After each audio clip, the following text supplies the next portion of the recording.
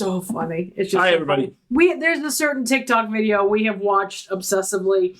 It's about two kittens named Ham and Cheese, which are the best names for two kittens ever.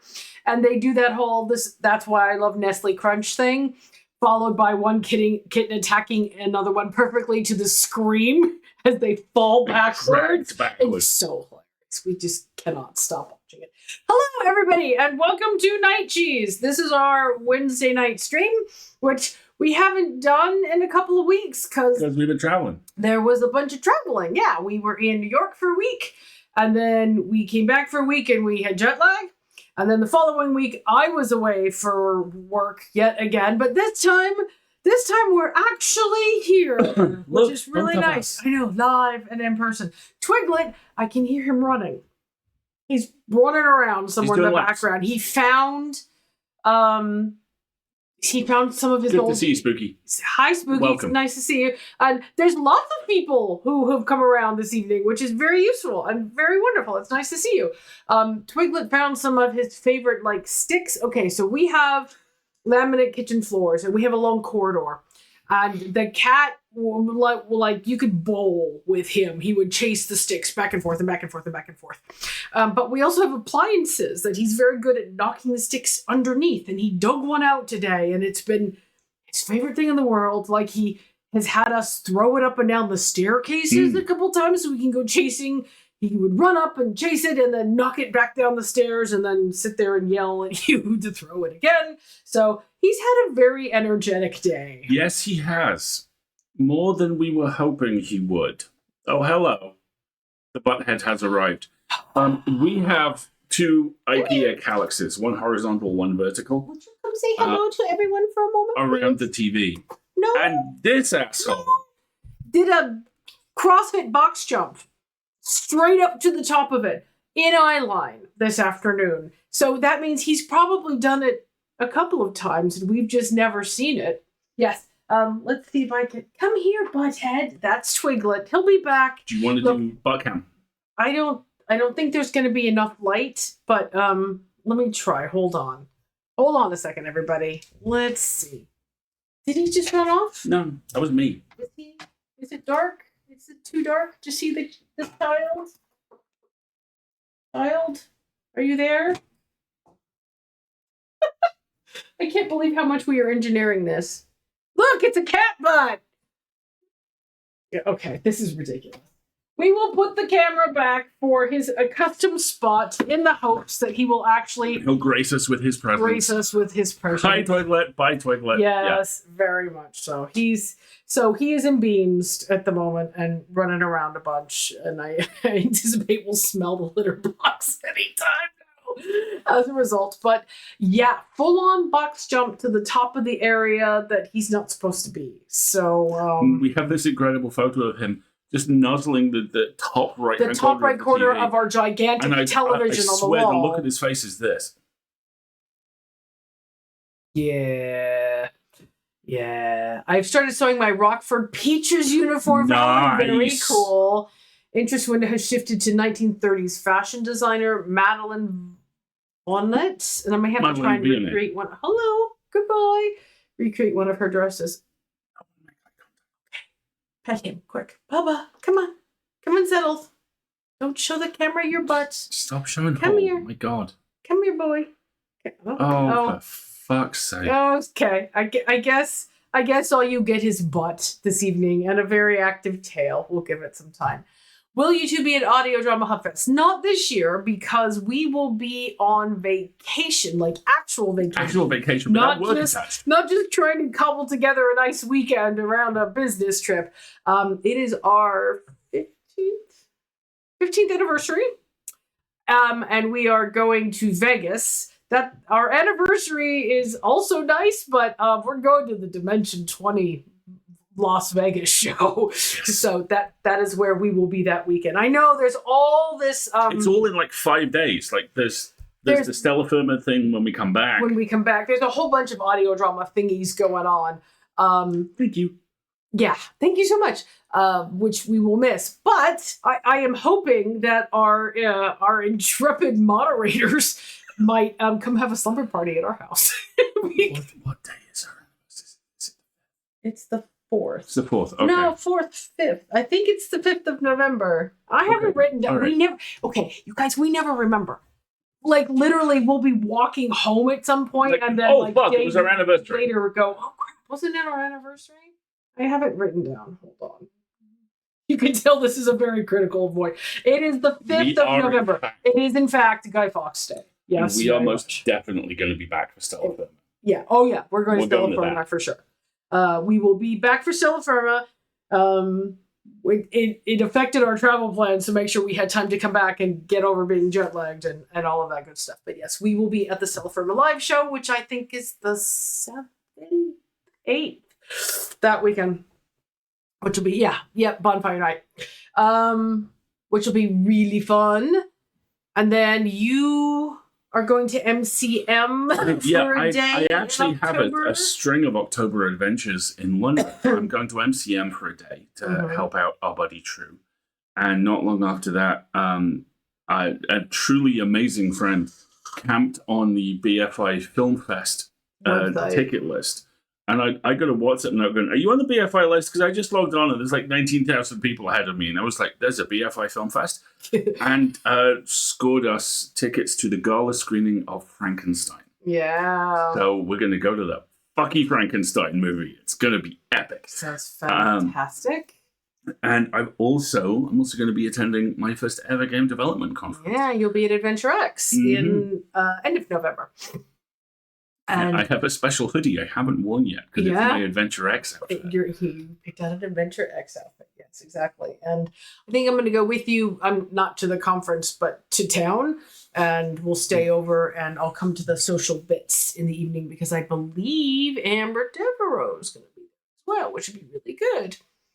We'll miss you, Spooky. Yeah. I'm really sorry. I'm sorry.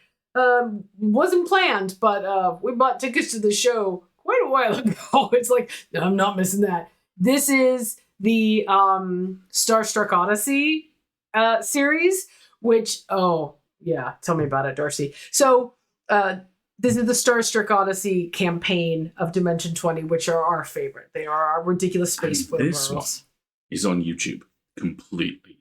Yeah. You don't need a subscription. The entire campaign is on YouTube, and it is such a good time.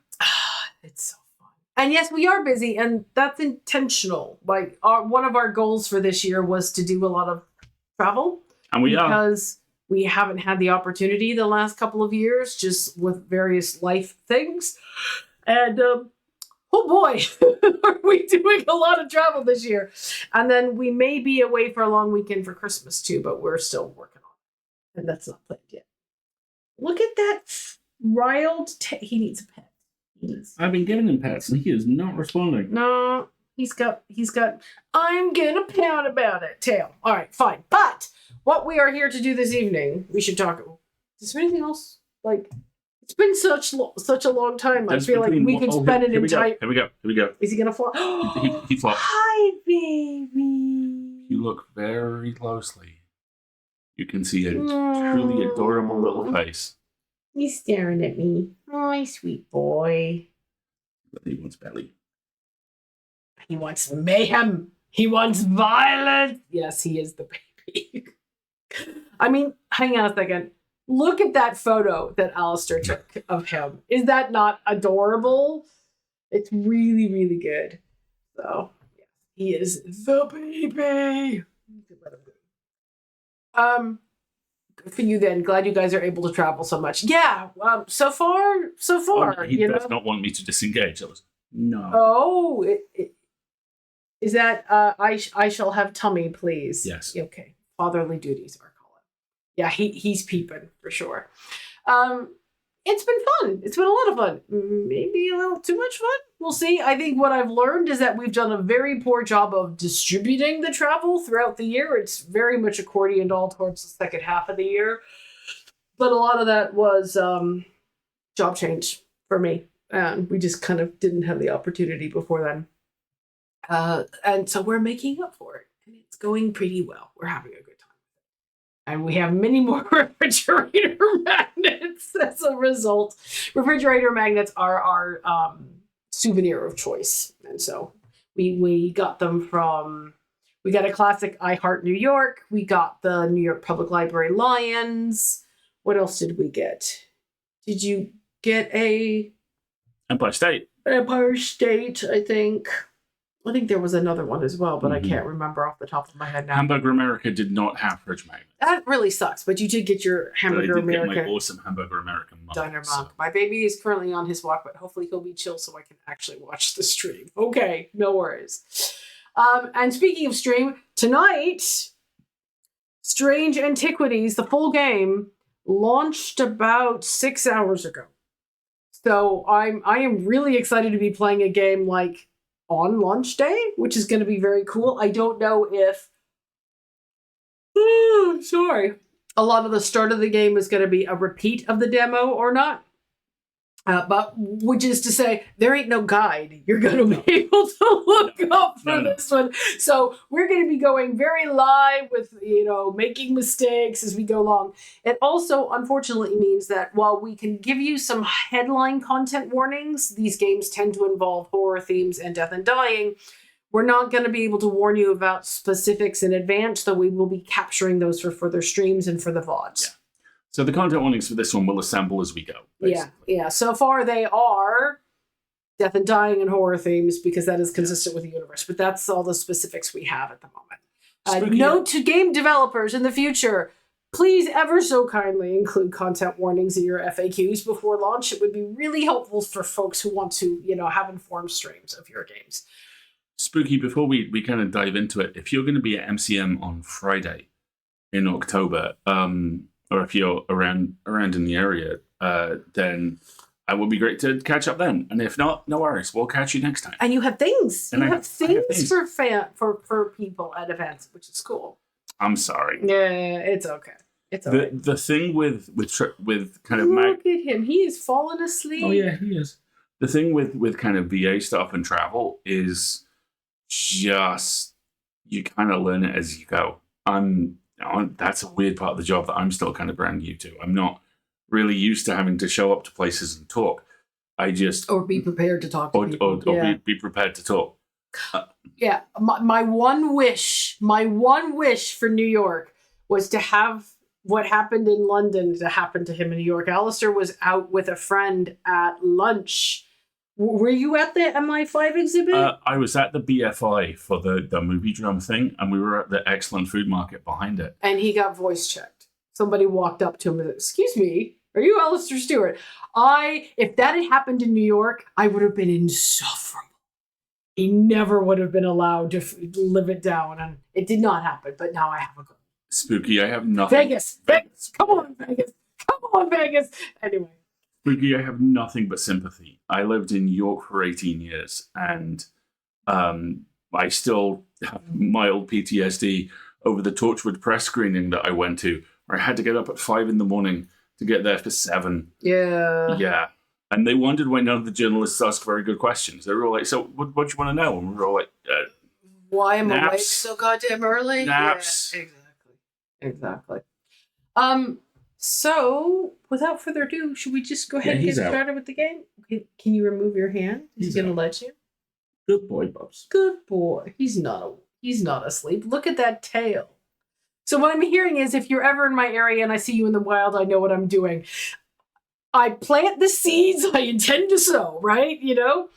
I went to London MCM in May and I'm still financially recovering. I mean, I hear you. I keep jump scaring you with St. Kilda. That's brilliant. Excellent. I love it. Yeah, the friend I'm going to MCM to help out is a very, very good indie author, and they've talked a lot about how shows like that are a merry-go-round, where you have to invest money to go to them, and you make a lot of money, almost all of which you have to reinvest back in to get the stock for the next show, and you can never quite step off that merry-go-round. Please buy True's amazing books. Thank you very much. When are we getting the next Ungentlemanly Warfare? They are currently neck deep in writing Inheritance Book 11. And then I think Ungentlemanly Warfare 2 is next. I have a list of requests. Okay. Oh, yeah. No spoilers. I would very much like the Strategic Steam Reserve to show up. I'm not even going to ask. I'm very glad you didn't. I'll tell you anyway. The Strategic Steam Reserve is basically Locomotive King Arthur.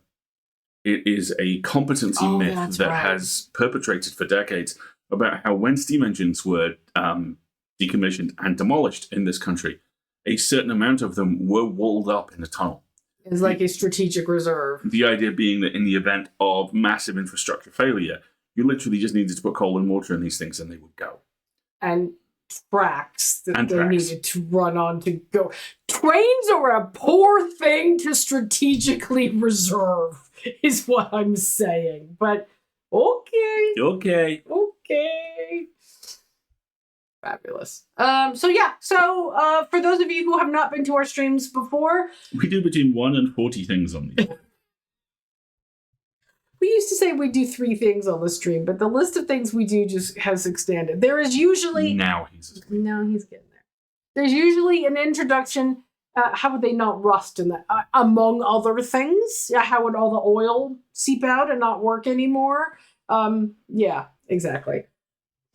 So usually we start with just some background on the lad, because I'm sorry, have you seen our cat? Oh, he flopped. He flopped so cute.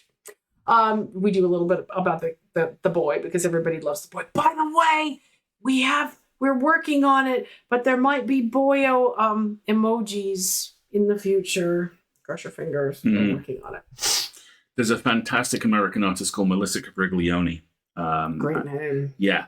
Who, a little while ago, she does excellent cat stickers which say things like, no thoughts, only stab. And a little while ago, she opened It is the boys' stream now. We all know it. Exactly. She opened up commissions for pet-specific ones. And Marguerite reached out and said, could we get some stickers? And also, how would you feel about emojis? And she was like, are you kidding? I love emojis. How would you feel about more money and emojis? And the response was, yes! So, I would love some Twiglet emojis. Then we usually do this, i.e. natter on for a little bit, talk about our weeks and what's going on with us. Then there will be the main event. Usually right now that is a game, but we will in the new year be returning to much more regular interviews, and we can talk about a little bit more of that at the end of the stream. That's the exact one, KB. There no more rectangle, only rosemary. The cat doing this with someone's phone going, no more rectangle, only rosemary. Aww. Twiglet does the same thing. He won't jump up and get his pets if I'm on my phone. He stares at me until I put the phone down. And then he's like, okay, now I can have pets. I'm like, ooh, judged by the cat. It's harsh. And then a lot of the time, the games we play have horror content associated with them. So we have, at the end of our stream, a little segment called Shenanigans, where we will do something fun and lighthearted. Sometimes that's comedic reading. Sometimes it's some jokes or blog posts that have a funny aspect to them, so that nobody has to go to bed on night. Tumblr makes a lot of appearances. Yes, Tumblr does an excellent job. And Ducky, our beloved evening stream moderator, is very good at finding fun things for us to talk about. So, quick before the ad break starts, shall we start the game? Let's go.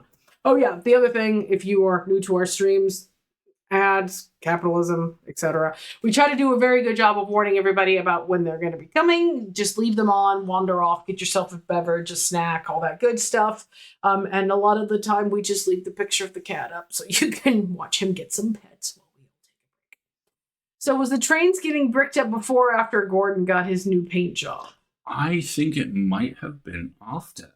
That's a very smart point, Urban. There is an infamous Thomas the Tank Engine children's book. Oh, I remember the one about they brick somebody up, don't they? Yeah, they straight up cask of Amontillado an engine. Gordon's being a dick and refusing to come out of a tunnel. So the controller just goes, yeah, okay, brick him up. Terrifying. And is the world's smiliest puppy. I think we're going to need some photographic evidence of this. Thank you very much for sharing. I mean, plenty of viewers, I imagine, are horror podcast fans anyway. Yes, they are. That's true. But we also need to give you the option to, emotionally level set before you... I don't know about you, but it's here in the UK. This stream ends at 11 o'clock. We finish this stream, I brush my teeth and go to bed. And sometimes, if we're reading MR James stories, I need something before I brush my teeth and go to bed, or I'm not going to sleep terribly well. Would you like well. to look at my etchings? They're not haunted. Yes, they're not in any way haunted. Honest, exactly. Oh, and that was the other game that we wanted to play the trailer for, The Lift. The one described as SCP meets The Lift, and SCP meets Russian science fiction, and the Seance at Something Manor, which is from the Dog's Eye Detective folks, but is actually a serious horror game. Also the one with the bus race. The bus becomes a chicken hut. Yes. Yeah, that sounds like. Yeah, the Thomas the Tank Engine books were kind of fucked up. Most British children's entertainment stuff is kind of fucked up. Most children's entertainment is kind of... I'm sorry. I mean, I know Hey Dougie is for little tiny children, but when I watch the Apocalypse Now remake in Hey Dougie, I'm like, oh boy. That was some proof of Smiley Puppy. Here we all go. We all have to. Oh, good Lord, that doggo. Good what Lord. a cutie! And I love the collar, the little paw print and crossbones. That's so cute, right? All right. Oh, he is all legs and feelings. Isn't All he? legs and feelings, exactly. But let us play a spooky game. Do you have your headphones? Do you want to listen to them? We all know that's not going to work. I'll just here. You want to? I'll give it a shot. We can give this a shot. We can try splitting your. We can do the whole date thing here. No, I mean I do like you and stuff. Oh, I'm glad you like me. I like you too. There we go. Let's give this a shot. Let's see how this happens. All right, let's see how this happens. We talk good. We talk good, honest. All right, let me get the game. Oh, set up. Excellent. Yeah, drawing in the background is totally cool. I'm very down with that. All right, so here we are. Strange Horticulture by Bad Viking. Available now and 10% off for the rest of the month as a launch discount, I believe. You can also buy the soundtrack, which I've already done, but I will not listen to it or look at the track titles until I've played the game because I've listened to far too many Michael Giacchino soundtracks and he gives away lots of punny spoilers with the track titles. So let's not do that.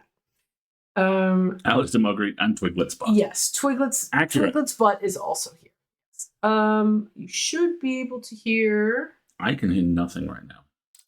Can you hear I that? can hear clicks. They're kind There of we clicking, go. I've already configured the options a little bit. Ooh, 3D modeling sounds very cool. I'm always here for streams of working on other things in the background. I think it's really cool. Real quick, Spooky, this is what's called a legacy sequel as well. This is actually the second game in a kind of anthology, in an anthology, which started with Strange Horticulture, which is about strange botany in this small Cumbrian town.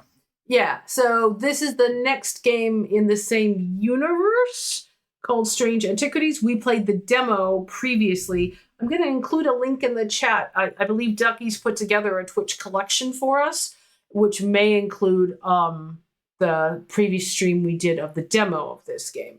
But it seems to be set in the same universe, so the same town locations and names. There are some crossover characters. But like I said, we were just playing a demo. We're not sure much more about that. Me doing my crochet, holding hands with everyone doing artsy things. Yahoo! Yay! Yes. We've been talking about what like other games we would like to be stranged.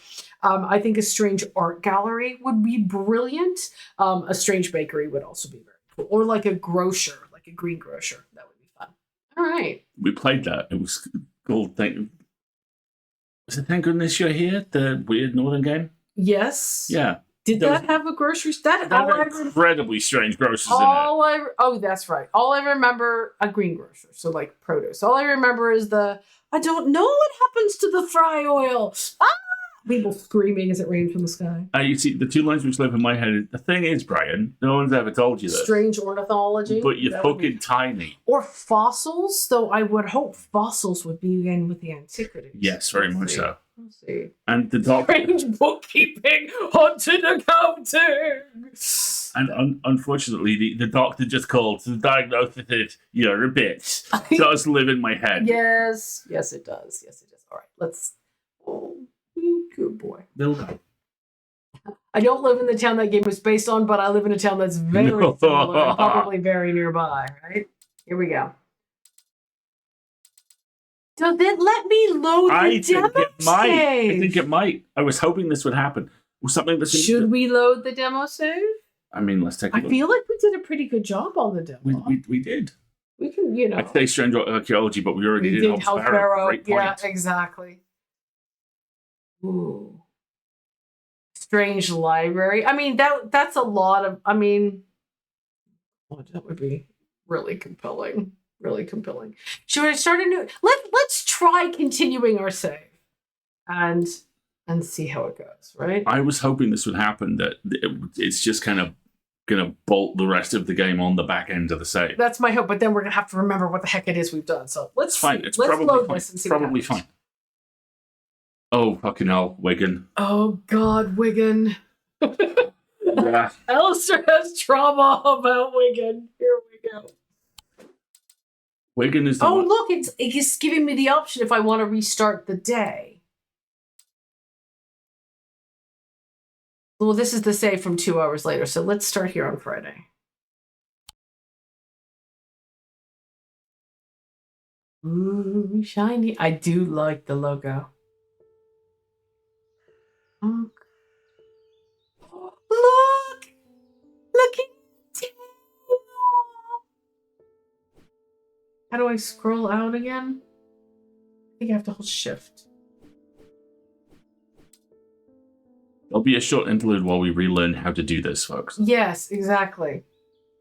Strange etymology and strange entomology. Good choices. How do I navigate the There we go. Strange calisthenics, and it's just like a motion capture game. Also an FYI for arachnophobes, there is a small little spider on the screen. According to the FAQ of the game, his name is Tim. He's harmless and he just randomly appears. But if he really bothers anybody, I can toggle that setting off. Just let me know. But I'm personally kind of a fan of Tim over here. I know, the aesthetic is lovely, isn't it? He's just hanging out. He's just doing spider things. I do love that we have like a lunar setting on the clock or so. All right, let's see if we can remember all. Yeah, see, we've got some things that we've already labeled. This was we've got my notes from previously where we were guessing about something. Like I do have, there is a setting in the game called auto-labeling where once you identify an object successfully, it will automatically label it for you, and I've used that setting. But there's also this, you see where it has a question mark? That's my label, where I'm trying to guess at what I think something actually is. The green eye over there. Magnus reference? Oh, who knows? There's so many references, I'm sure. It does have very Magnus Archives vibes. Okay, so let's see if I can remember all of my files. When was this? Oh, that's a clue that we've already solved. This is my detailed files. This is the, oops, you guessed it wrong, and now you have to go play a mini game. Here's the people. Okay. Here's the ornithologist. We've met him once. This is the thaumaturge, the guy whose shop we were apprenticing at, Eli White. Who's kind of a dick. These are animated now. Look, he's moving. Yeah. Very cool. He doesn't look like shifty or anything, unlike Mr. Eli here, who looks a little He looks like he has an exciting strange haberdashery. I may be gay about the ornithologist. Totally legit. And then here is our beloved Jupiter, the devourer of souls, i.e. the shop. Was he bichromic last time? Yes, he was. Much like Jim.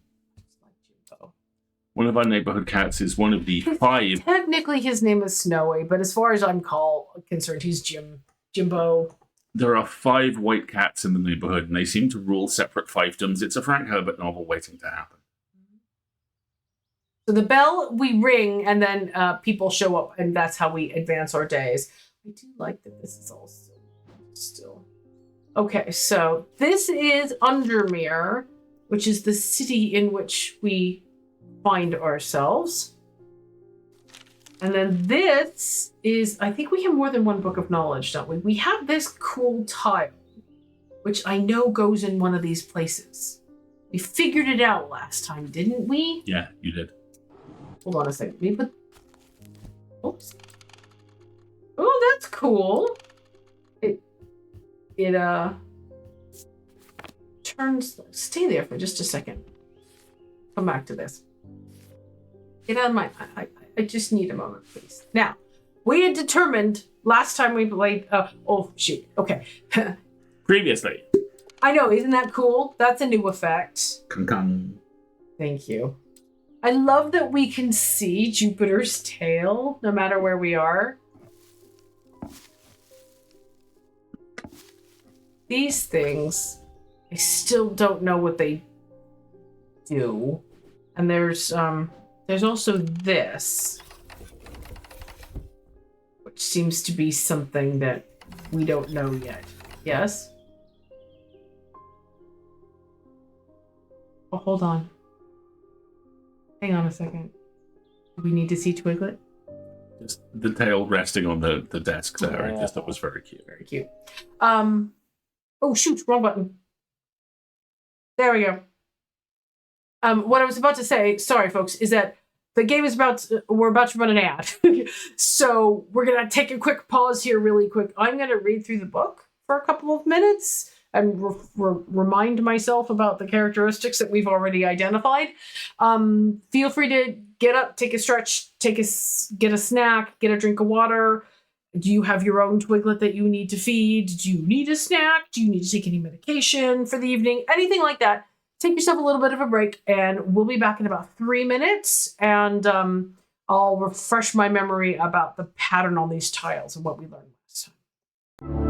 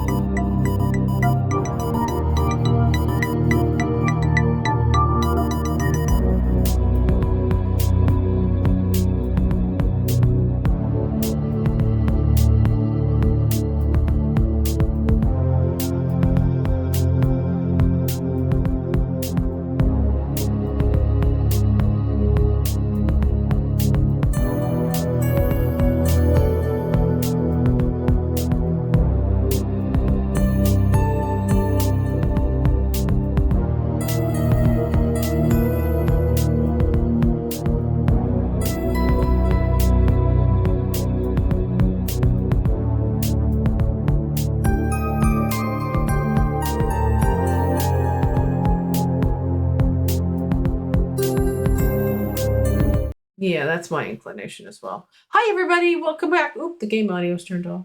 There we go.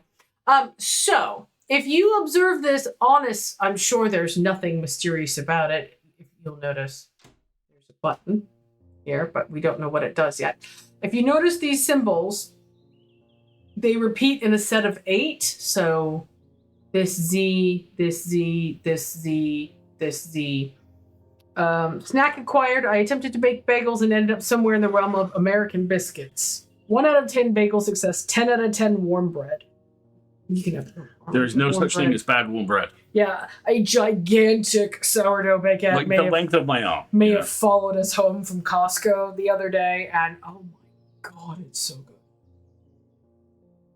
Which is to say that this object, which was in a drawer here, is obviously a tile that goes in this location. And I think we're going to find the 1, 2, 3 other missing tiles, and then we'll push this button and something will happen.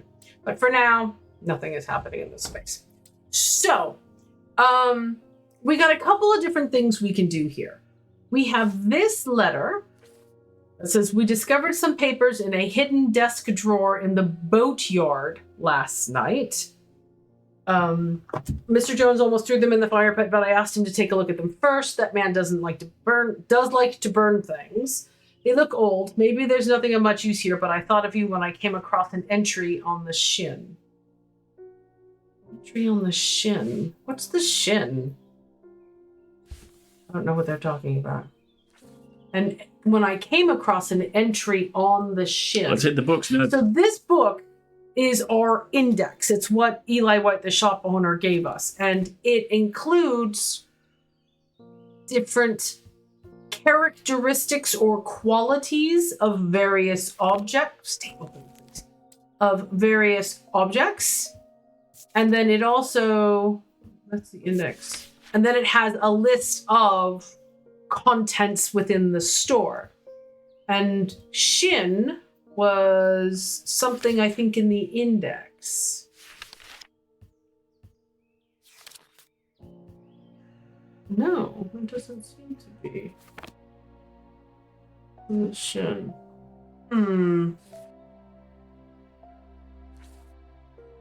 All ophthalmic objects produce a field of sorts, although invisible to the naked eye. They can be observed by placing the object over a ophthalmic lens, which is not a thing we have.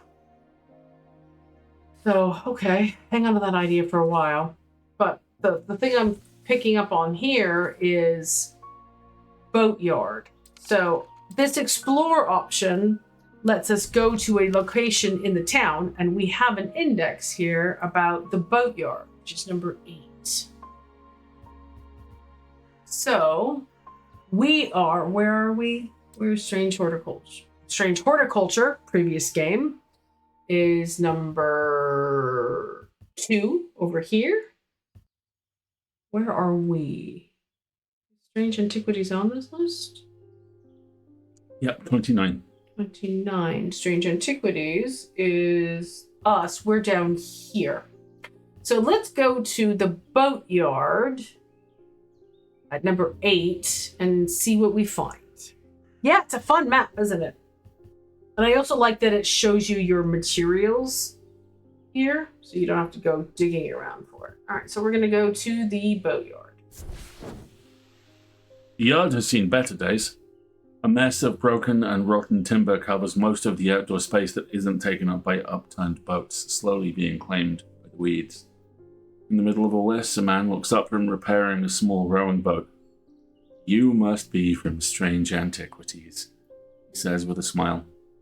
He takes me into the dilapidated office where 2 metal buckets collect drips of brown water.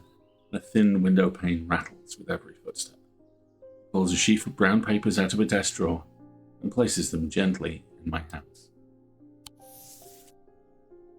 So we have something called a sleep vessel? The 6 points of a sleep vessel are said to represent the 6 thalmic disciplines: Selenic, Draidic, Noctic, Diurnic, Wixic, and Mentic.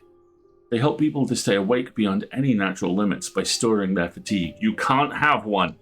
That's you! Over time and repeated use, they become more and more difficult to handle, as though the undreamed nightmares within beginning to seep out. So that's why. Oh, and there was an entry on the shin as well. Apparently, as an afterthought and somewhat reluctantly, the man gives me something else as I'm leaving. No use for it, he says. I don't even know what it's for. A new object. It's a thing! We have a new thing. You know, a thing. That's what we collect. Thing. Stuff. Okay, so here is our new thing. Hello, new thing. Why don't you live there for now? But let us consult this book because there was and then we have completed this successfully. It helpfully gives us the little check mark, which means I usually then send it off to the archives. One of your favorite things about these games is the fact I can do the filing. There's a drawer. There's a drawer where you can put things away. It makes me very happy. Right. Don't look at my desk. I don't look at your computer desktop either. It gives me the heebie-jeebies. So we had some new stuff added as well. Something about the shin that was added. These common items are made using materials with a connection to the ocean. They began as superstition, simple objects made by sailors and fishermen to keep their boats safe. With the help of the old thaumaturges, they became something more, and many lives were saved. Wendy, you know exactly what I'm thinking right now, right? Thaumaturges? Architectural thaumaturgy? You know exactly what I'm thinking right now because of the books that we've been reading. Okay. All right. And then what was the other brand new one we just got? I don't know. We just read its description. The sea-related things. Well, let's go to the ocean and see if we can find a listing. Noctic. Sleep vessel. There it is. Here's our sleep vessels. See these bolded words? Oh, they're hyperlinked now. That's so useful. Thank you. So we can just go back and forth. See how sleep is one of the subjects that's referenced by the... But... The fact that this game has built-in indexing, please... Don't be quiet! I'm only disappointed there's not a gigantic card catalog I get to flip through! Yet. Okay, if we're gonna do Strange Library, please can I have a card catalog? Please? They're so pretty. Please. You guys need to know about me. I'm obsessed with shipwrecks. They're my special interest. Fantastic. It sure looks like a shipwreck, for sure. Well, let's go back and look at the sleep vessel. Here we go. All right. So, we've got a new object, but we also have this. So, every night, it looks like we take a draw out of a deck of cards, which is similar to the mechanic in Strange Horticulture. And it gives us a clue about an object's location. So this says... Also, I like that there's not a timer anymore on exploring. Yeah, me too. We can just kind of do it as much as we want. An escaped prisoner ran northwest, and he hid in the first building he came to. So let's take a look at our map.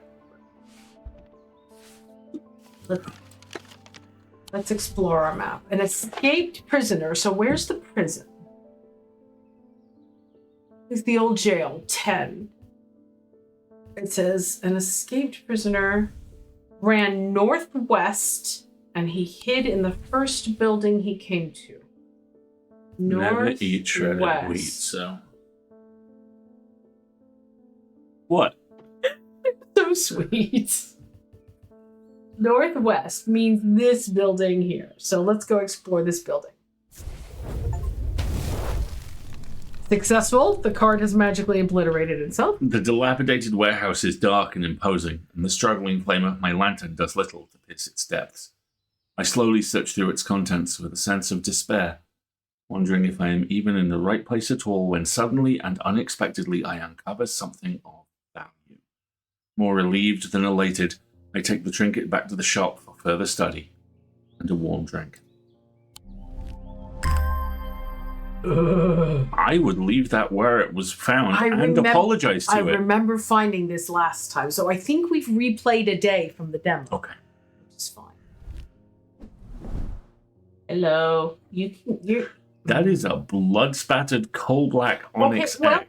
Let us spend a few minutes with the Yes, let's futz with the demon artifacts. This will be fun. We can do it together. Fine. We'll futz around with the one we found with Warhammer 40,000 Eye of Sauron. Yeah, okay. I'm gonna pet the cat. What if the Catholic Church invented Morty-40? Yes. So, if we right-click on an object, we have investigation. Oh, this is how we operate. Sometimes his jokes are just for him, and I just no-sell them, and we move on. We now, as you can see, have a couple of different avenues of investigation. Hi, Darcy. Thank you for stopping by. Bye, Darcy. Thanks for joining. A couple of different avenues of investigation for the objects. We can comment on its color and composition. Oh, I think these numbers are just there if you do this by keyboard. Let's try. It just says. Oh, so yeah, when I'm in this mode and I highlight over things, it shows me, okay, this is bronze. A sense of touch.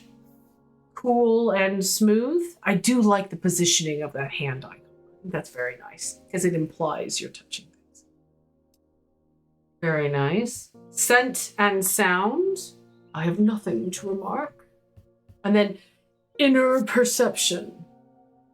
A sense of cackling energy flickers in the depths of my mind. Oh dear. And then as you'll see, we have, we can apply a tag and add some notes to this if we want to. But I don't think we need to right now. But I am going to investigate the creepy new thing as well. Inner perception. I have nothing to remark. Scent and sound. Nothing. Sense of touch. It's a polished stone in a rough hand on a polished vase. Color and composition. A huge black gemstone streaked with red. And an iron hand on a polished wooden. Interesting. Fine. Okay. IKEA selling. Sure, honey. Flower. There you go. Go over there. KLA. I know. It has no vibes, Ducky, right? No vibes? I have nothing to remark? I disbelieve. I disbelieve. The other thing we discovered when we played the demo is you can grab these candles and see if anything is light reactive.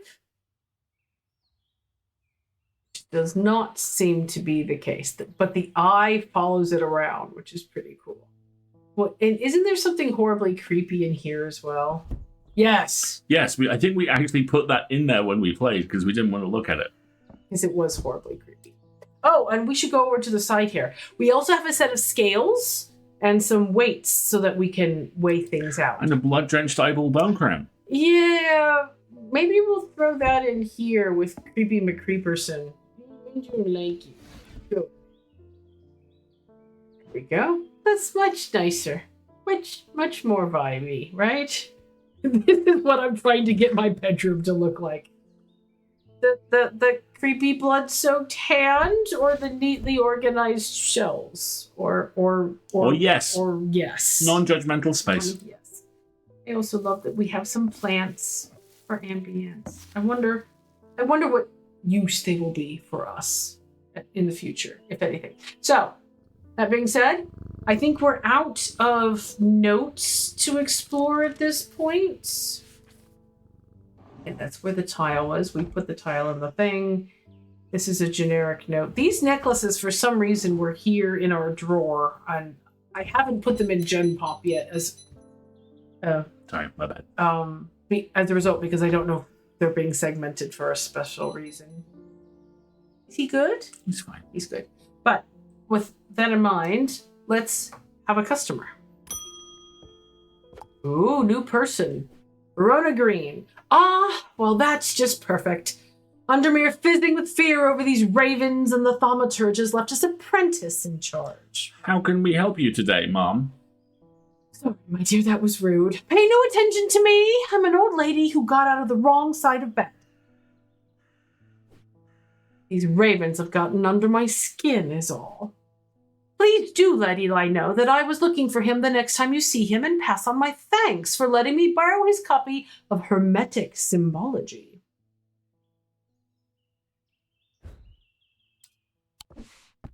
We got a book. Ooh, a new book. We got Culpepper's Herbalist for Weirdness. Symbology. You might want to look for 2 linked squares because there were 3 pairs of 2 linked squares on 3 sides of one of the artifacts we just received. This? Yeah, look at it. Look at it up close. Oh, yeah, that symbol. Yeah. Okay, well, let's look for that symbol. You mean this symbol right here? Yeah. Look, it's on here. Did we make this? That symbol's... Oh. Anything else with that symbol on it? You do. You have that symbol on it. Do you have that same energy? No. Come here. You. Oh, I got a bee in my bonnet. This is your fault. Anything else have that symbol? Shadowhold doesn't. That doesn't. That doesn't. That has a different symbol on it. That has a different symbol on it. That is a different symbol. Okay. What about the creepies? Ooh. Mostly just death. I do not like that thing. No. Okay. What if a tooth was like really angry? I wonder if one of these objects. But now, the fact that that's the only symbol I see on any of the woodwork. And it's on these 2 objects, which makes me think if I can find a 3rd object with that symbol, it may do something. Yes. Mm-hmm. Oh, so let's investigate this. This is the occult scholar, Verona Green. Verona has been, if I may, Verona has been a constant in Undermere for as long as the streets have had cobblestones and the churches have had bell towers. She is respected and feared, which she revels in, and she is revered and admired, which she tolerates. Her knowledge of the occult world is second to none, and her expertise has steered the citizens of Undermere away from catastrophe on more than one occasion. Please see the events of strange horticulture. The near misses of the Selenic Flame and the Woken Dendru, and the Woken Dendru was strange horticulture are 2 such events that spring to mind. She is of the opinion that no problem is so great, no obstacle so insurmountable, that it can't be diminished by a properly brewed cup of tea.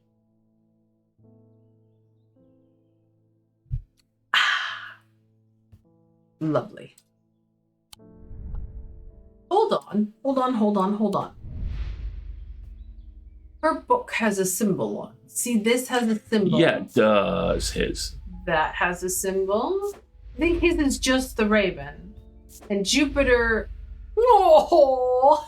Look! He follows you around. Cookie. Speaking of, we have beans. Oh, do we have toe beans? Hang on.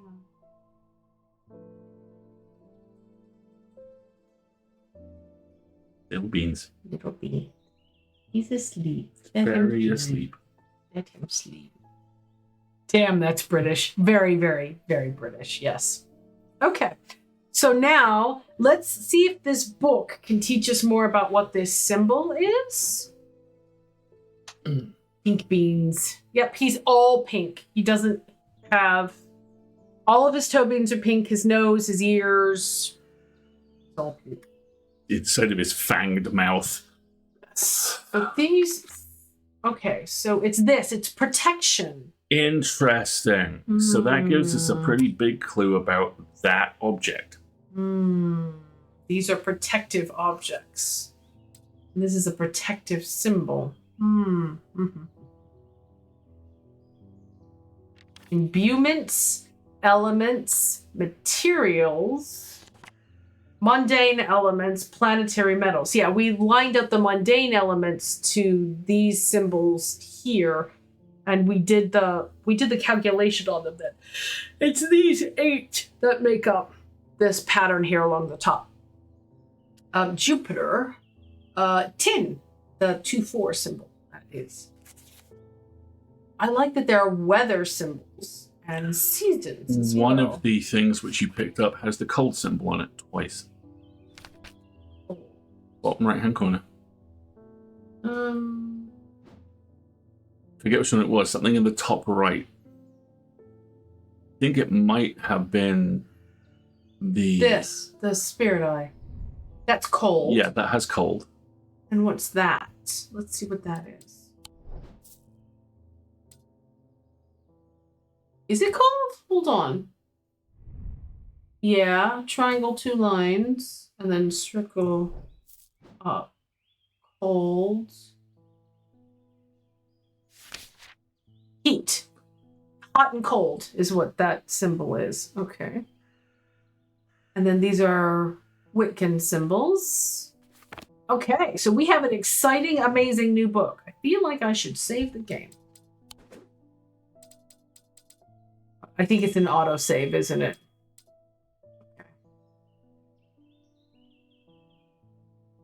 Okay. All right, so we've got a new book. Fine.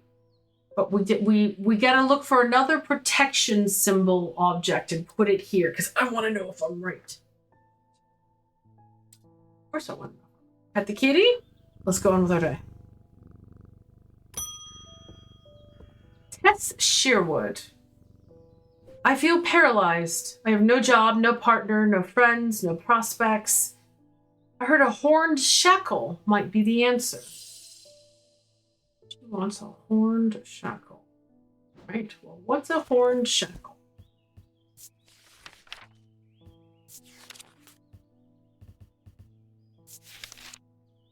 Horned shackles are used to bring about change in one's life, bestowing the ability to overcome personal demons. To use, the horns are rubbed in use. The horns are rubbed between one's fingers, causing them to become worn smooth over the years. They can be worn as pendants, but are more commonly totems of some kind.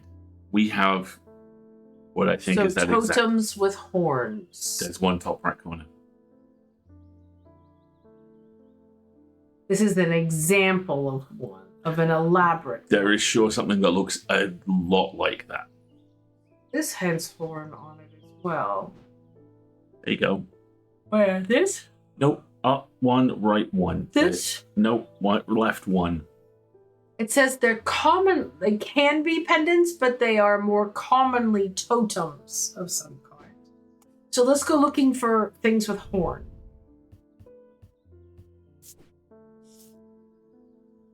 Move the cursor over different parts of the object to inspect it. This is hard and ridged. And didn't the description say that they're worn smooth? Yep.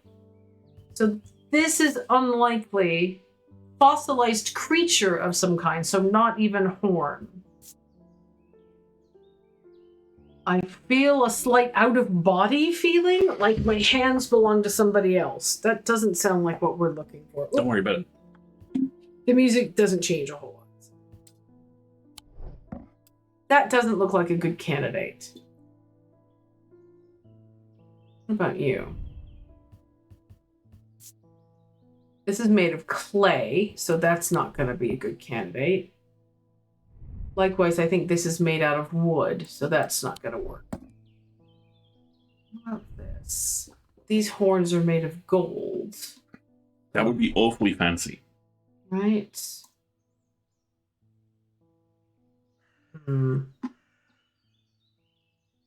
This is bronze, but they're bridged. They're not. This says, in use, the horns are rubbed between one's fingers, causing them to become worn smooth. They can be worn as pendants, but they're most commonly totems. Yes. Yeah. Cool and smooth, but bronze, not horn. Okay. So they have to be horn, right? And this cackling energy thing. What about this? Here a second.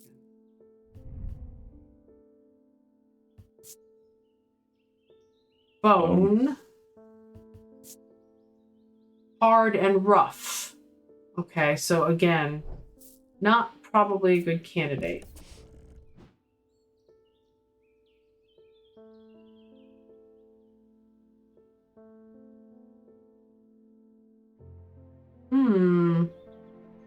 What about this?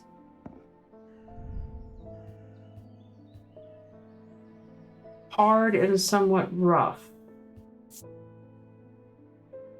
Okay, I thought it was bone, but it's clay. This is some sort of dark blue-green gemstone. Okay, so again, I don't know why you were there, so I'm gonna leave you there.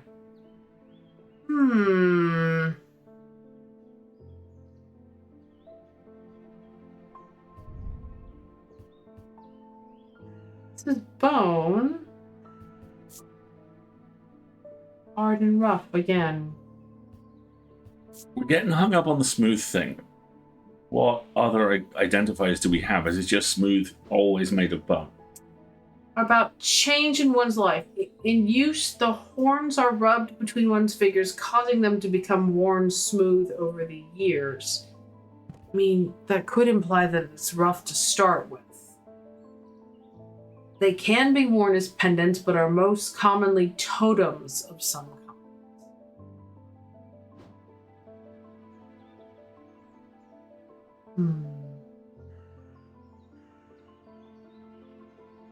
My instinct remains.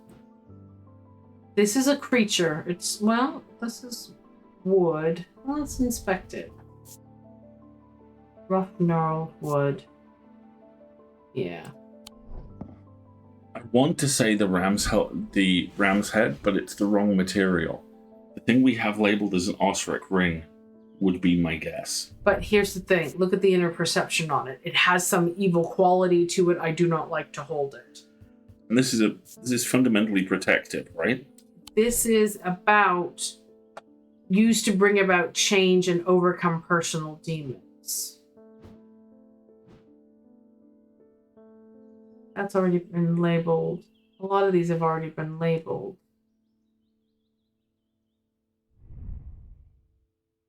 This just doesn't fit the description in the slightest. What about this?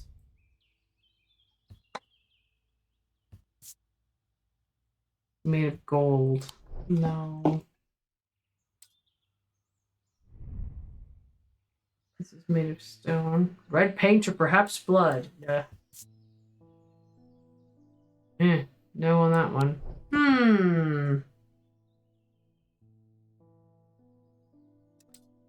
Pay attention to this. I don't like how this makes me feel. Yeah, I can't imagine that's right. Bronze.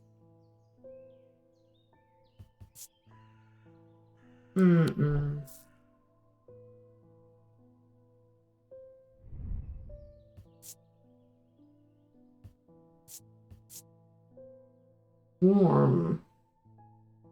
I think the temperature difference here is important. Think it's that? No, I'm not sure what to think. I wonder if I can get a hint. Do we have anything else that we've hidden away down here?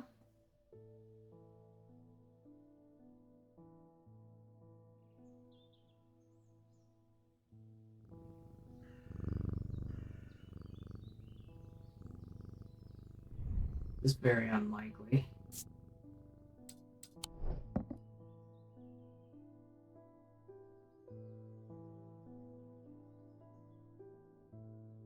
Well, we've kind of eliminated everything that we have to hand.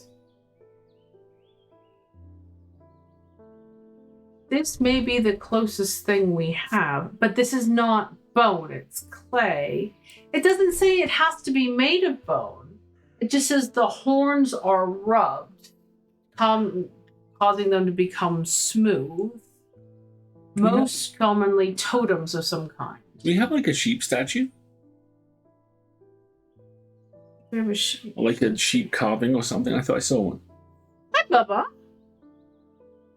Okay. A sheep carving. Let's take a look.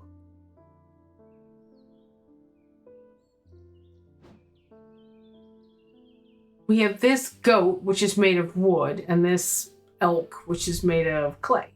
Bring up the goat. Fine. Made of wood. It's got horns. And This part feels smooth. The rest of it's rough. Oh, okay. Nothing. Sense of sound, color and composition. It's just made out of wood. But the difference here. Hi, baby. You good? This is a good candidate. Shall we give it a try? Let's give it a try. Okay. And then we've got another ad break already. Oh my goodness. Try that as the horn chapel.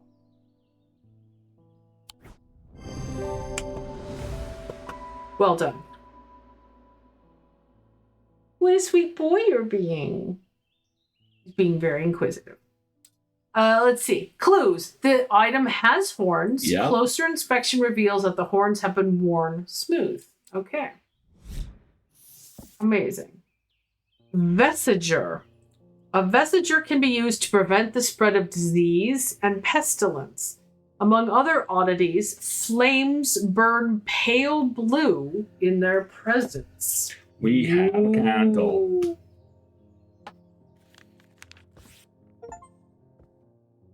Business as usual. Handle your first customer. Flames burn blue in their presence.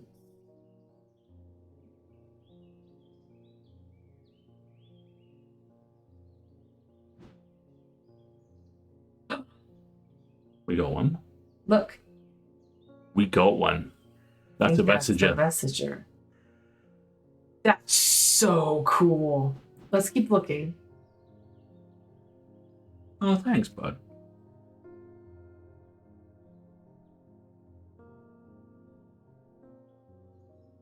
He's being very attentive. What are you paying attention to, sweet boy? The camera, look at this. Oh, I'm going to do this too.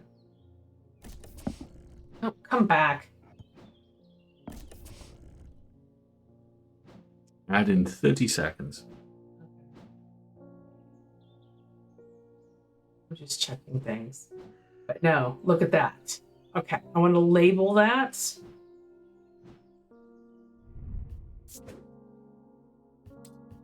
I love that you can change the shape of the tags. Add in 8 seconds, folks. Yeah, folks, I'm just gonna put a Vesiger tag on this item while the ad break runs, and then we'll be right back. And then I'll put Twiglet on the camera. Just give me 1 second.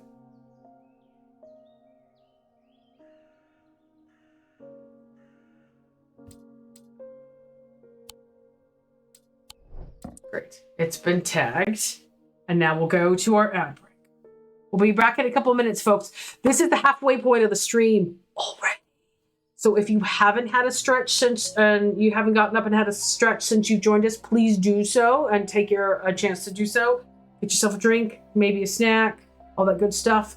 I'll put the Twiglet cam on and we'll be right back.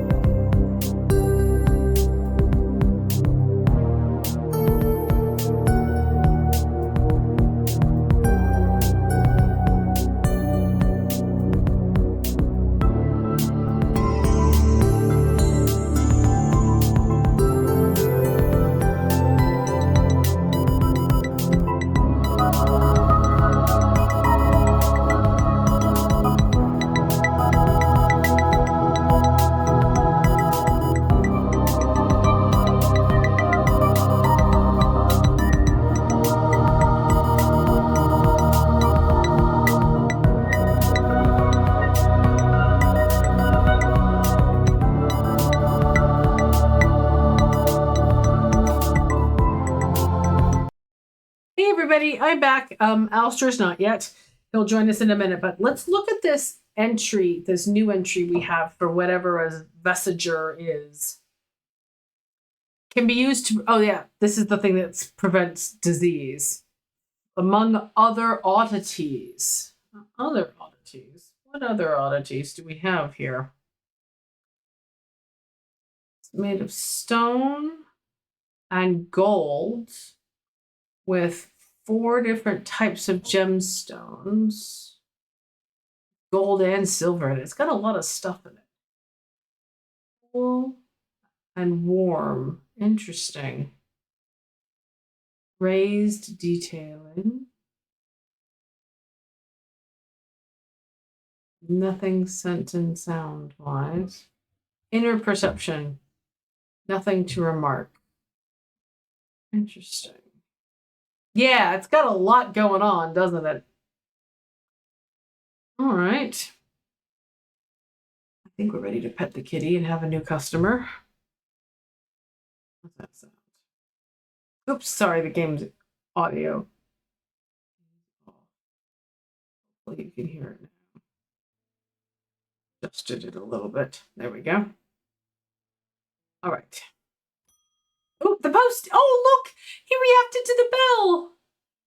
At least the weather's looking a little bit better out there today. This is David Schaefer, who's the postie. He was the postie in the previous game as well. Oh, we've received a letter.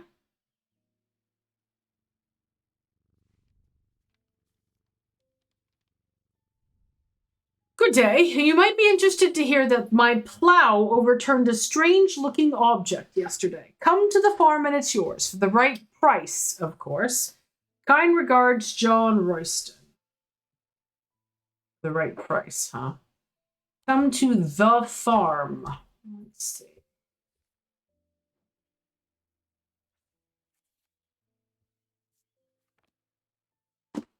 The farm, you said. Apparently there's only one farm. The farm. Royston Farm. Here we go. Number 30.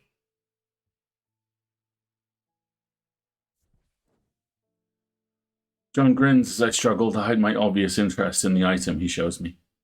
Any hope that he might not be fully aware of its value quickly evaporates, and after a lengthy negotiation, I reluctantly hand over the amount he originally asked for.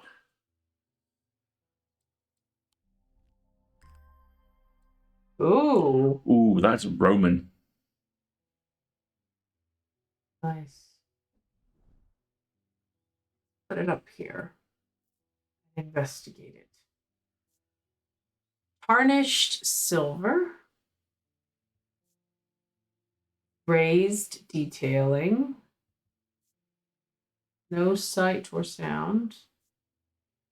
Or inner perception. And it's Bibelous. It lacks vibe. Very well. There we go. I think we can now file away my letter. File away the letter. There you go. Or of no interest. The tail sticks out underneath. That just makes me ridiculously happy. All right. Shall we have another customer?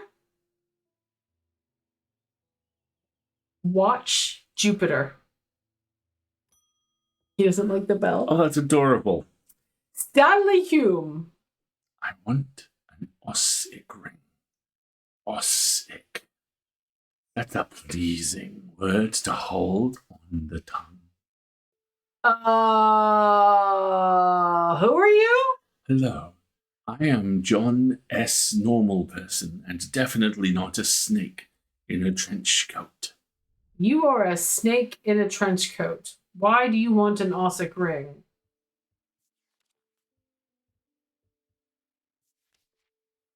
These somewhat macabre objects were originally made as offerings to the goddess Corkin, but the practice fell out of favor as belief waned. They are hard to come across now, but they are occasionally sought out for their ability to keep vermin at bay. Some say that they can hear Corkin's unearthly hiss when they hold an Ossic ring up to their ear, and I apologize if Corkin is almost undoubtedly pronounced wrong. Serpent goddess. Here's this round shape. So what do we... Now, I think we identified something that we thought was an Ossic ring, didn't we? So listen. If so, then it should... Stop sound like a serpent's whisper emanates from within. He has many rats to eat, right? Yellowed bone, coarse fibers, hard and somewhat rough. All right, well, let's give it. Has some evil quality to it. I do not like to hold it. All right, well, let's give Crispin Glover his terrifying snake bone ring.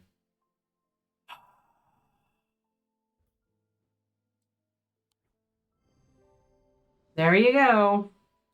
Made of bone, this item satisfies the description of macabre. Closer inspection confirms that a hissing noise can indeed be heard. Okay.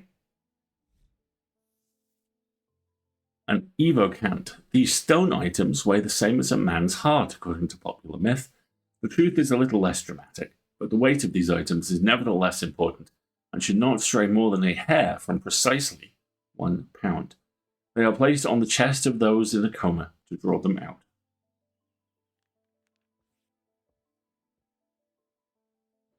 Evocant.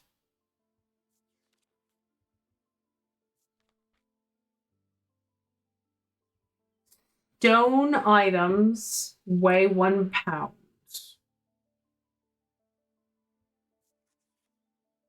Interesting that it's associated with truth. All right, so what do I have that weighs 1 pound? Because I have no other characteristics. All right. You could be one.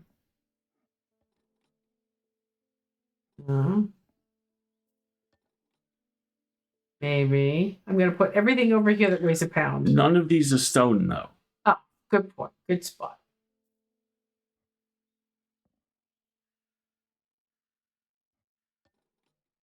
No, too heavy. This is clay. Hey, Tin Can! Tin Can! How's How it we going? doing? Welcome to Strange Antiquities, the latest anthology sequel or anthology game in their series. This is set in the same universe as Strange Horticulture, and it is a game that released today. I should probably send you a reminder about our content warnings. Because we don't have any from the developer, we are kind of finding them as we go. Excuse me. But we know that there will be probably horror themes and death and dying because that is very much their milieu. Yes, it came out today about 3-4 o'clock this afternoon. So it is brand new.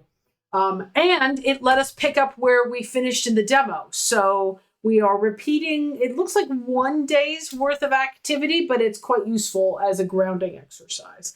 So right now we're looking for a new object we've learned about that weighs 1 pound and is made of stone. Yes. So we're going through our various objects looking for things made of stone that might weigh 1 pound. So we have some scales. It's so good to see you, Raiders. It's always really nice to have folks stop by. Is this made of stone? This is a very low-key research and horror game. I would heartily recommend Strange Horticulture, the first in the series. You don't need to play them both. This is what's called an anthology sequel, in that it's another game in the same universe. It doesn't plug directly in. This is made of stone. Yeah, it's made of stone and weighs 1 pound. So let's leave you over there. It has a stone in it. I think this is made of stone. No. Come here.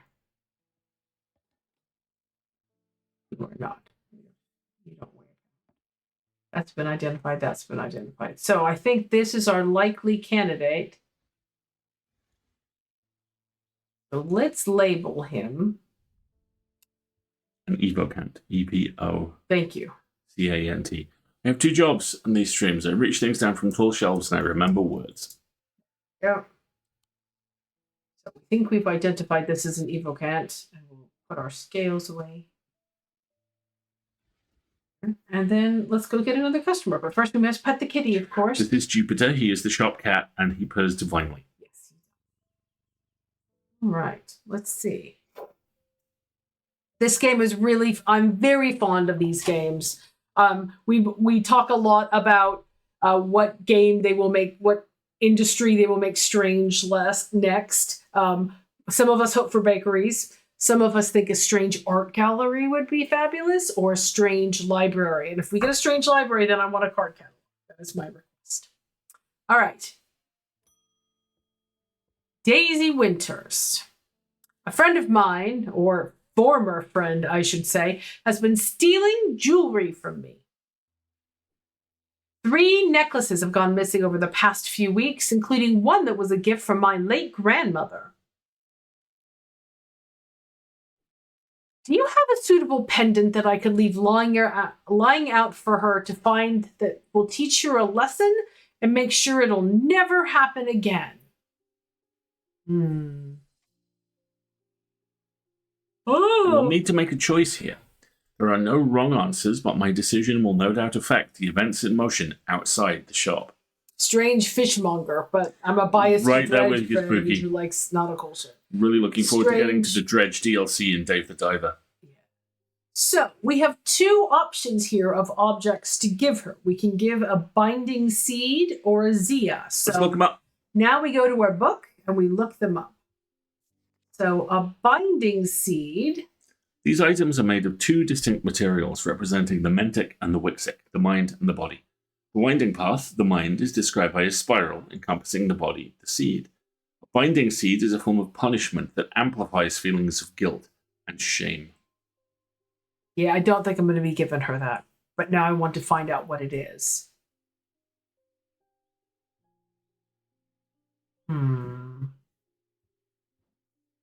This comes immediately to mind as a binding seed. Stone and a dark wood. Yew, perhaps. And yew was the name of the type of hedge in the book. Sense of touch, cool and smooth, or rough and gnarled. Nothing to remark, center sound. Inner perception. I don't like how this makes me feel. Guilt and shame. Yeah. Oh, look at the different tag sizes. So we think this is a binding seed.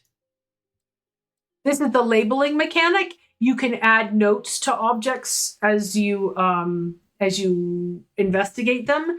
And then when I have the option toggled on that when I positively identify an object, like with this one, the game will apply a label for me. So it makes them Catholic. Hey, rude. Also, very accurate. So now let's look at whatever a Zia is.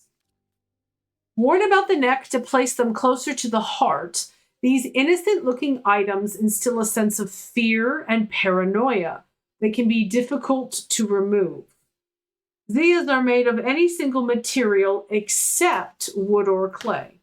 Okay. They typically have no symbol or other writing on their surface. So, plain, metal, not wood or clay. Yeah. And they're going to make us feel bad when we touch them, I'm thinking. No symbols. They're not wood or clay, so maybe metal. Yeah. And they're worn about the neck, so they're necklaces. My first thought would be the raven, actually. My heart feels lighter. Not that one. It doesn't sound like. Let's try the bat. I have nothing to remark. Iron and a black gemstone. Okay. The raven, nothing to remark. Burnished silver. The bat is very cute. I agree. Okay.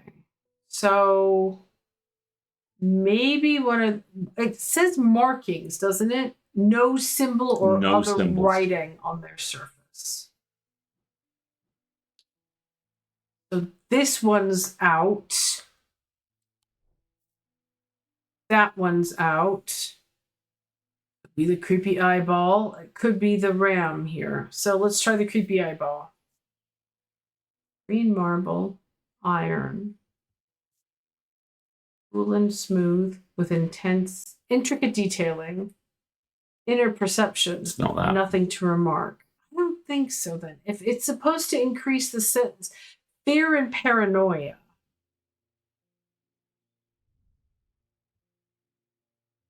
Sense of being watched. That's paranoia, right? Yes. Okay. So we think this is the, what's it called? Zia. So but there are two other things I have that I want to check. I have these as well. oh, well remembered.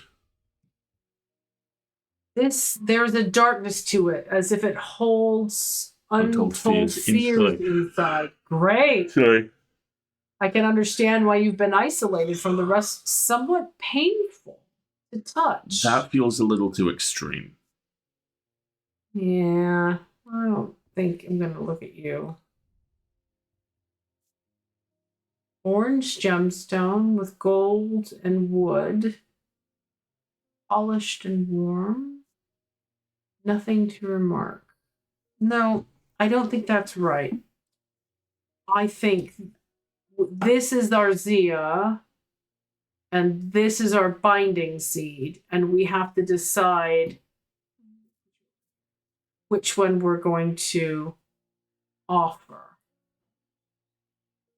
So let's look at these again. Innocent looking items instill a sense of fear and paranoia. They can be difficult to remove. They're made of any single material except wood or clay. This is a single material, isn't it? It's just made of bronze. Okay, so that sounds right. And then the binding seed again. The winding pattern is a form of punishment that amplifies feelings of guilt and shame.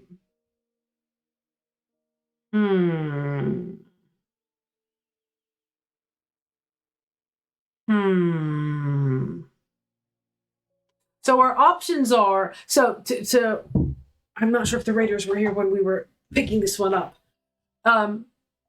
This person has had jewelry stolen from her. Yeah.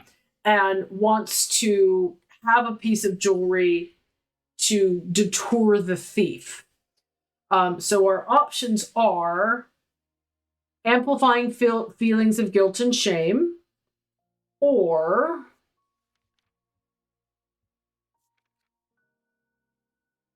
instill a sense of fear and paranoia. They can be difficult to remove. The binding seed is what I'm leaning towards, because I think this is going to have long-term consequences. Guilt and shame feels like a situational one. Fear and paranoia feels like psychological mutilation. Yeah, I think the binding seed is the right way. So let's give the binding seed. Binding seed. Clues. The item is made of two materials, wood and stone, and it features a spiral surrounding a seed. So, excellent. That's the choice. So now we've learned something called a shield charm. Do you want to read it? Generic charms for protection have little to offer the skilled thaumaturge, but can have some small effect. An Oshadic spirit or a wandering shroud will not bite them, for example. Such charms make use of the art of symbology, an ancient and some would say primitive component of thaumaturgy. They can be made from a variety of materials, though rarely precious metals. Shield charm. Okay.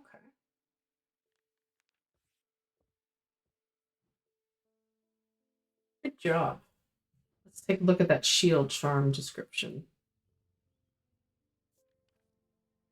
Ooh, nice. Generic charms, yeah. Nice. All right. Have another. Emmett Burrows. They found a man just now in that house where all them ravens were. Oh dear. Wish I hadn't seen, but I did. He was sheet white, but it was his eyes that are going to give me nightmares. All black they were. Like he weren't there anymore. I don't need to wait around. I don't need to wait around for another sign. I'm taking my family to Sedberg, and I'm taking a Libula to see us safely through. Libula. Libula. Ooh. These drawings are lovely. I would take an art book of this. Yeah, me too. A libula. I've zoomed in. What is a libula? Libulae are purported to offer reassurance in times of upheaval and change, but they are not held in high regard by most scholars of the occult. That being said, an imbuement of wisdom shows that a libula is not merely decorative. There is power in symbology, as the old thaumaturges knew well. Symbology. What are the symbols for wisdom and change? Let's look them up in the other book. Yeah. Start at the top here. Well, we're back here, so. Oh, come back. These are weather, seasons, mundane elements.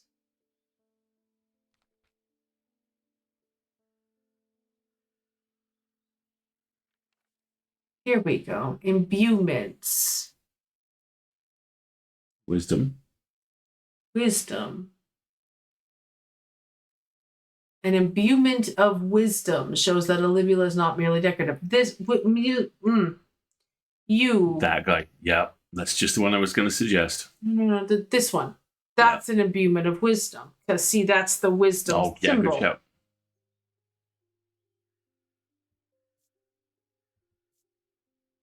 Nothing to remark. So an imbuement means an engraving. It just has raised detailing on it. Bronze. Okay. Imbuement of wisdom. We don't have anything else with wisdom imbued on it, do we? Not that we've seen. I need to figure out what this symbol is on that evocant as well. No. I don't think so. All right. Let's give him this as the libula.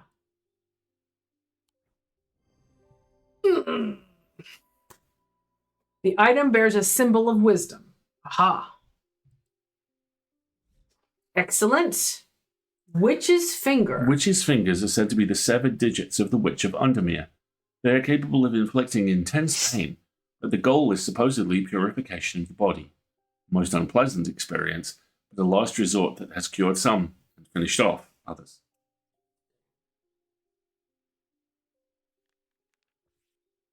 Let's take a look at that. Oh, end of day. I'm going to look at that witch's finger entry. High Green Church, home of the witch.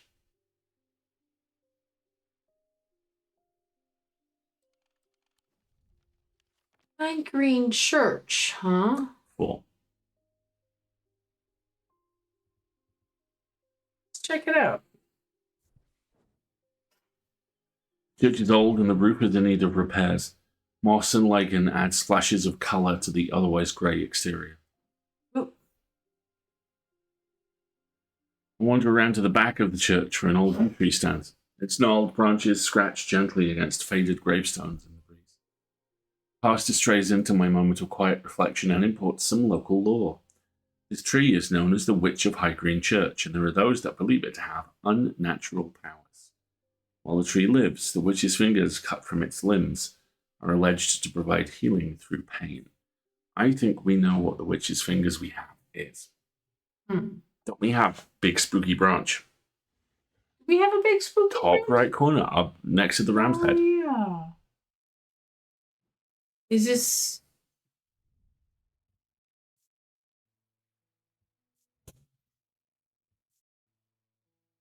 rough and gnarled? Yew. Is the yew tree in the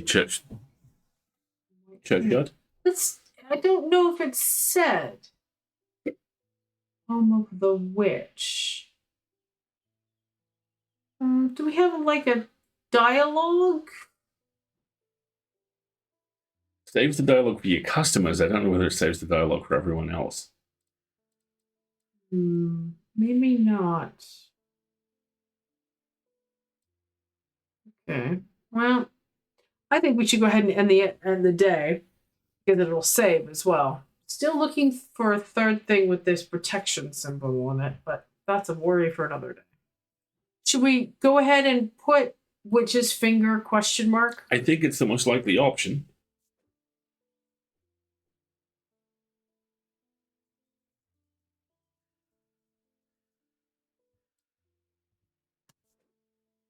Ooh!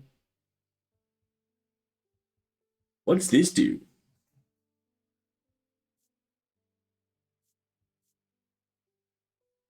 You can label it with different, like, elements and more the symbols. Dude. Oh, that's gonna come up, isn't it? Oh, yeah.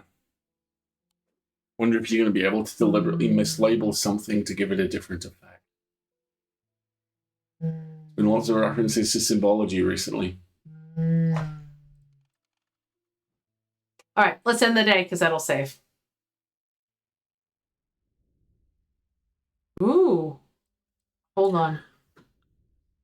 Black mare thundered through the icy rain, shining wet in the silver moonlight. The cloaked rider was exhausted, cold, and soaked to the bone. He knew he would not survive the night if he did not reach Back Barrow. A deep pain radiated down the side of the rider's head, where he had sliced himself with a diverging hook, and his thoughts were scattered and torn. He could not see out of his left eye. This is new.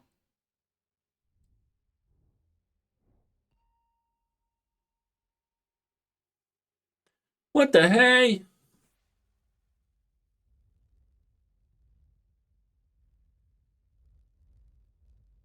Oh, what?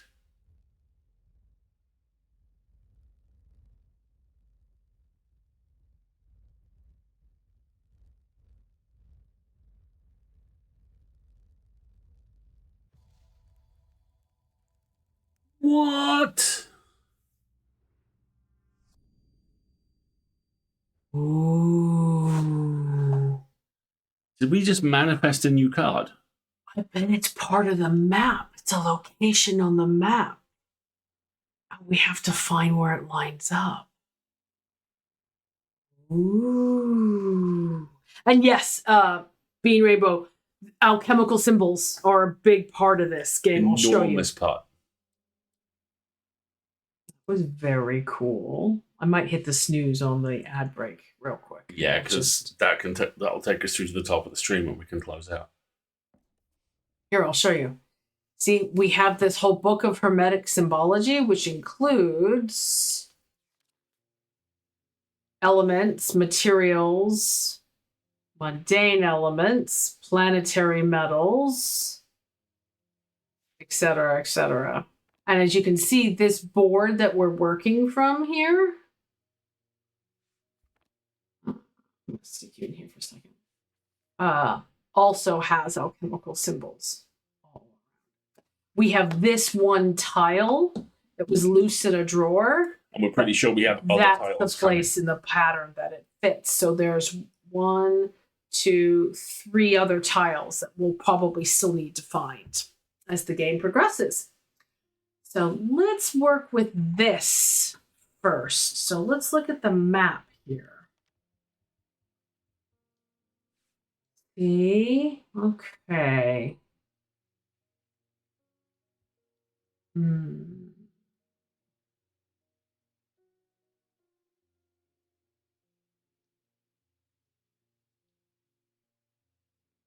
Find a shape that looks similar. Trying to be very thorough.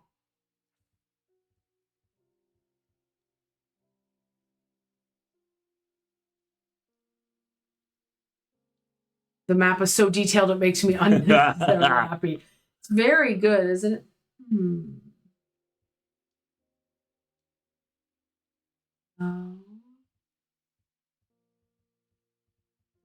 It's got 1, 2, 3, 4, 5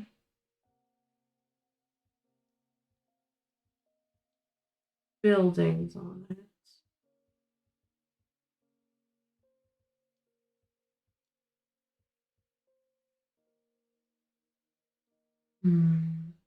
We're going to have to kind of rely on the orientation being...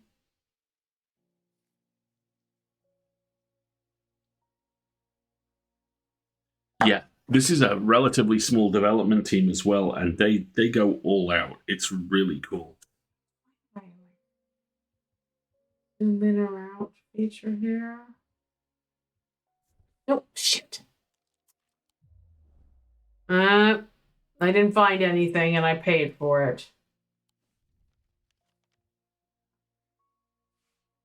Be careful, and no, you can't really zoom out on the map, so that's good to know.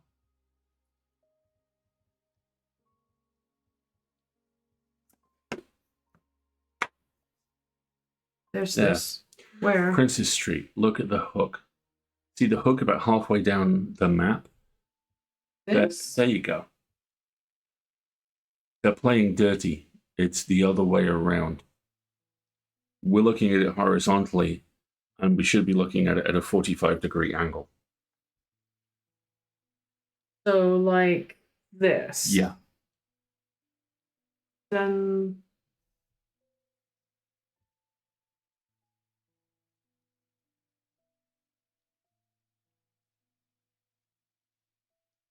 Which would mean it's this one. Yeah. Well done. There is a narrow gap between the two houses, and I spy a small wooden chest wedged firmly inside. Slowly, I manage to work it loose, and when it finally comes free, it shoots out onto the hard ground and snaps open, revealing its long hidden treasures. 2 new objects. Ooh. Ooh. Let's try the flame trick to start with. Wait a minute. Wait a minute. Oh, here we go. Does it not fit?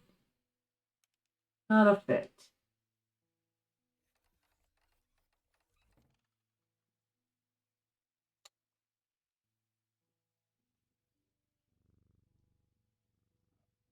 All right, let's explore these. Glass filled with a blue liquid on a silvered and wooden base. Gold and polished to the touch. No scent or sound. It seems to make the hair stand up on the back of my neck. All right. What about you? Gold with a pale yellow, a dark green, and a black gemstone. But it looks like there are missing inserts. Yeah. Weathered. Hard and cool. That looked... I know it's got a hang ring on it, but that looks like a part of a larger mechanism.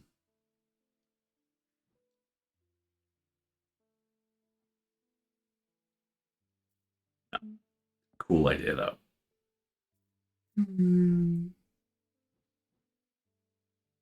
I love how the pendants sway when you go back and forth. It does look like a piece of a bigger mechanism, doesn't it? And neither of them have the protective symbol on them.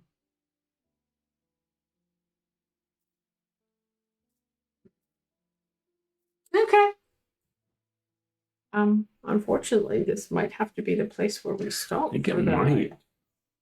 It's like you're moving the whole building, right? Exactly. I don't want to stop. I'm having fun. I'm sad. I guess I have to... We have 10 minutes. We can do one customer. Do one more customer. Let's do one more customer.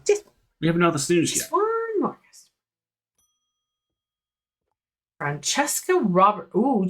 Good afternoon. No, morning. I'm sorry. I'm a little distracted.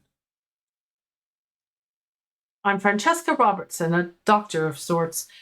I assume you heard about Mr. Hungerford? It seems to be the talk of the town already. I'm used to dealing with maladies of occult nature, but black eyes are certainly unusual. I've heard of something like this before, but I don't see how it could be the same thing. Either way, I'm hopeful an evocant will have some effect. Does she have a scar, or does she have tape holding a recent face wound closed? Francesca Robertson. Growing up, Francesca's father was her hero. When he died suddenly and tragically in a mysterious accident, nobody seemed able or willing to give her the answers she demanded, and she grew tired of being fed the same stories that she knew could not be true. As she entered adulthood, she learned how to find out things for herself, and what she learned opened her mind to a world she hadn't known existed, a world of occult maladies and dark articles. She learned about Torment's paralysis, Hobbes' fear, the sapphire curse, and she learned that these maladies could be cured. Amazing. I like you a lot. They look like scars. You're our friend now. You're our friend now. So, if I remember correctly, the evocant we think we've identified is the thing that weighs precisely a pound and it's made of stone. We think this is it. But before I give that up, I want to know what symbol that is. Curly Q.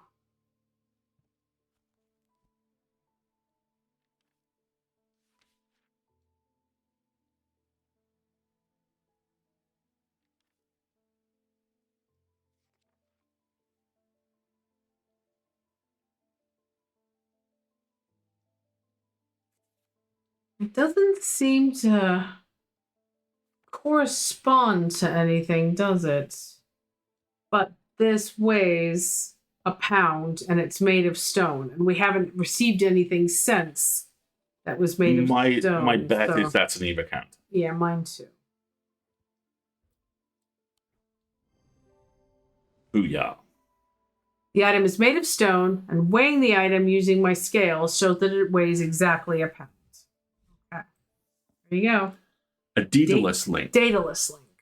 Daedalus link is a powerful object capable of producing a levitation field.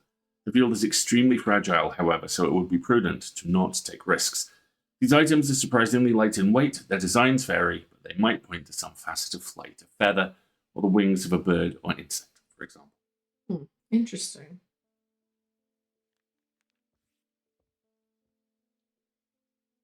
Daedalus link.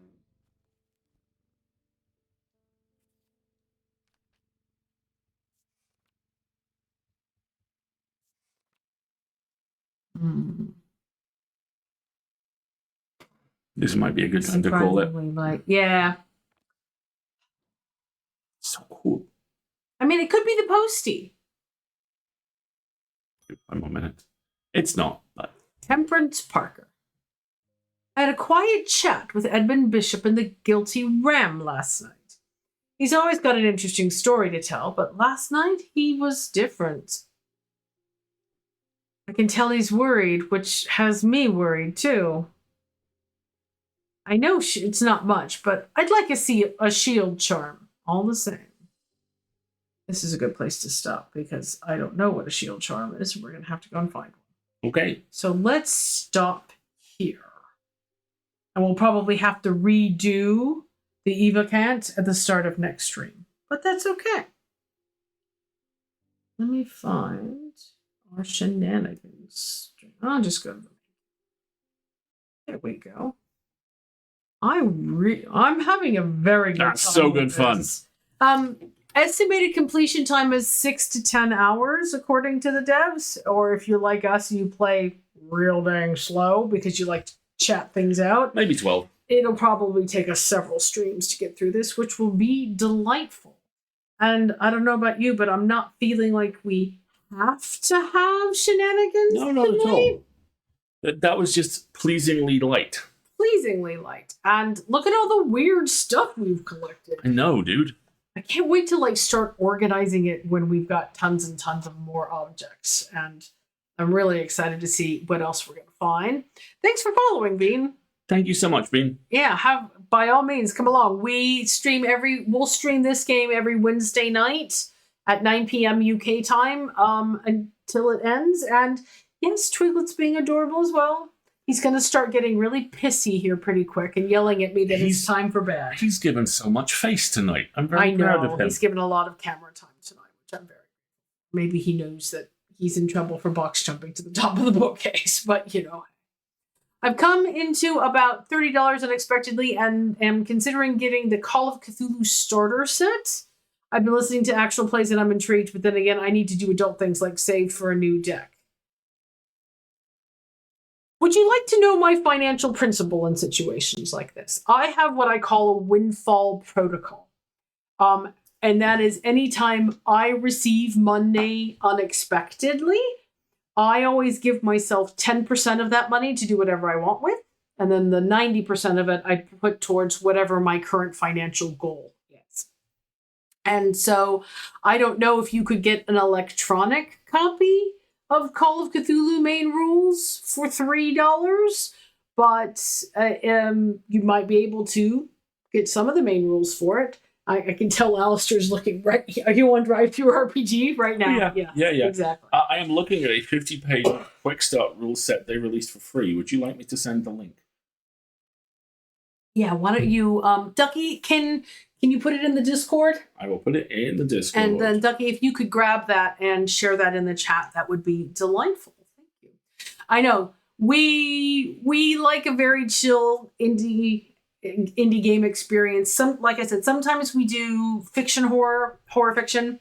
Sometimes we do interviews, like I might have Ducky reach out to the developers of this game and be like, "We played 2 of your games now. Can we interview you?" Yes, we have a Discord for EA. So all of the branding you'll see on our stream is for Escape Artists. Escape Artists is the nonprofit publishing house that Alistair and I are on the board of. We publish short fiction podcasts like Escape Pod, Pseudopod, Podcastle, and Cast of Wonders. And our patrons and our supporters have access to a Discord. The reason it's pay gated is because otherwise it's open to the public and that's subject to abuse. But any level of support gets you access to the Discord on Patreon, even if it's just $1 a month. That's totally fine. And then Ducky, thank you very much for sharing that link right now. Speaking of our Discord in EA, we've talked about this a little bit in the past streams, but EA's podcasts are going to start running ads starting on the 1st of October. And right now, we are reminding and encouraging everybody that if you are a supporter at our current pledge levels on the Patreon, you can lock in ad-free access for the cheapest it's going to be offered, because there will be a little bit of a price increase when the ads go live. Also, to be absolutely clear, when we say ads, we mean ads at the top and bottom of the episode. We will never do not do mid-roll. We don't do anything that will disrupt somebody's appreciation or the commentary on a story. So top and bottom ads, which most podcast listeners are pretty used to these days, which is great and is going to help hopefully bridge some of that gap that the National Endowments of Art funding disappearing caused. Oh, I've just noticed something. What? Oh, shoot. I've just noticed something really quick. We have to go back to the game for like 2 seconds and then we'll wrap up, I promise. There's another symbol over here. We're going to go through the shop first thing next time and look at the symbols. Also, the moon face doesn't... Oh, it is changing. It is changing. It's definitely changing. Yeah, there's another symbol here. Yeah. I hadn't noticed that one before. We've seen this one here, and we have a theory about it. That one I hadn't noticed before, and I don't see anything else in the woodwork anywhere. But,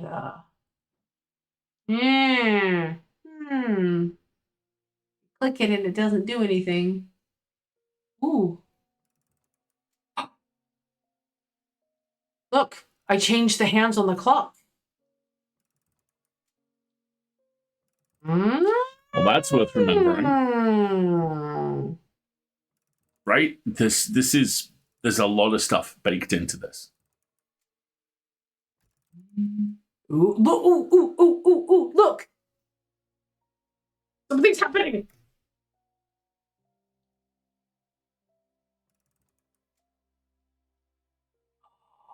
Hold on. I want to make it do that again. And then I'm going to try something. I've scared Tim. I'm sorry, Tim. Tim's the spider.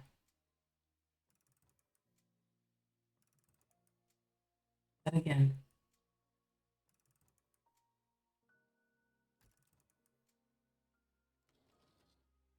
Look, it did. It changed the moon phase on it.